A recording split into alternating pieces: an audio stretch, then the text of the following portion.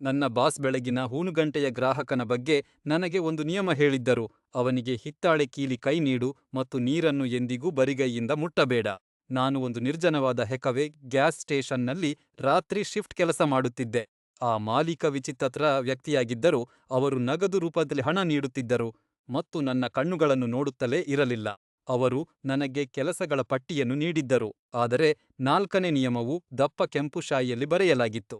ಬೆಳಗಿನ ಹೂನ್ಗಂಟೆಗೆ ತುಕ್ಕು ಹಿಡಿದ ಬಿಳಿ ವ್ಯಾನ್ ಬಂದರೆ ಚಾಲಕನಿಗೆ ಬಾತ್ರೂಮ್ನ ಭಾರವಾದ ಹಿತ್ತಾಳೆ ಕೀಲಿ ಕೈಯನ್ನು ನೀಡಿ ಎಂದು ಅದರಲ್ಲಿ ಬರೆಯಲಾಗಿತ್ತು.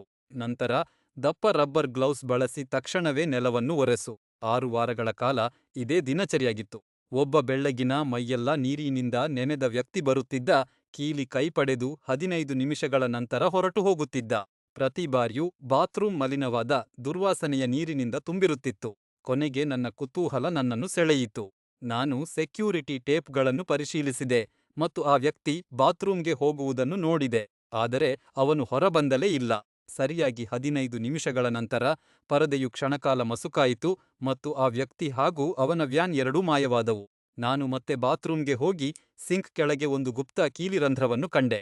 ನಾನು ಹಿತ್ತಾಳೆ ಕೀಲಿ ಕೈಯನ್ನು ತಿರುಗಿಸಿದಾಗ ನೀರಿನಿಂದ ತುಂಬಿದ ಒಂದು ಭೂಗತ ಬಂಕರ್ನ ರಹಸ್ಯ ಬಾಗಿಲು ತೆರೆಯಿತು.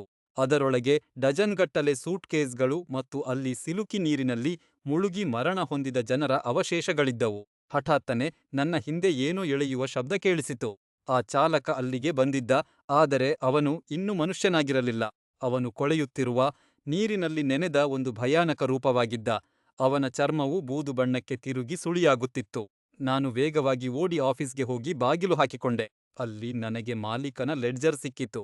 ಅವನು ವರ್ಷಗಳ ಹಿಂದೆ ಮಳೆಗಾಲದ ಬಿರುಗಾಳಿಯ ಸಮಯದಲ್ಲಿ ಗಡಿಕ್ರೋಸಿ ಜನರನ್ನು ಸ್ಮಗ್ಲಿಂಗ್ ಮಾಡುತ್ತಿದ್ದ ಮತ್ತು ಅವರನ್ನು ಆ ಬಂಕರ್ನಲ್ಲಿ ಮುಳುಗಿಸಿ ಕೊಂದಿದ್ದ. ಆ ಚಾಲಕ ಕೂಡ ಅಂತಹದೊಂದು ಬಲಿಪಶುವಾಗಿದ್ದ. ಅವನು ಒಂದು ಆತ್ಮದ ಸುಳಿಯಲ್ಲಿ ಸಿಲುಕಿದ್ದ. ಆ ರೂಪವು ಗಂಟೆಗಳ ಕಾಲ ಬಾಗಿಲನ್ನು ಜೋರಾಗಿ ಬಡಿಯುತ್ತಿತ್ತು, ಆದರೆ ಸೂರ್ಯ ಉದಯಿಸುತ್ತಿದ್ದಂತೆಯೇ ಆ ಶಬ್ದಗಳು ನಿಂತುಹೋದವು. ನಾನು ಪೊಲೀಸರಿಗೆ ಕರೆ ಮಾಡಿದೆ. ಅವರು ಮೃತದೇಹಗಳನ್ನು, ಲೆಡ್ಜರ್ ಮತ್ತು ಮಾಲೀಕನನ್ನು ಪತ್ತೆ ಮಾಡಿದರು. ಅವನು ತನ್ನ ಜೀವನದ ಉಳಿದ ದಿನಗಳನ್ನು ಜೈಲಿನಲ್ಲಿ ಕಳೆಯುತ್ತಿದ್ದಾನೆ ಮತ್ತು ಆ ಆತ್ಮಗಳು ಕೊನೆಗೂ ಆ ಬಂಕರ್ನಿಂದ ಮುಕ್ತಿ ಪಡೆದಿರಲಿ ಎಂದು ನಾನು ಆಶಿಸುತ್ತೇನೆ.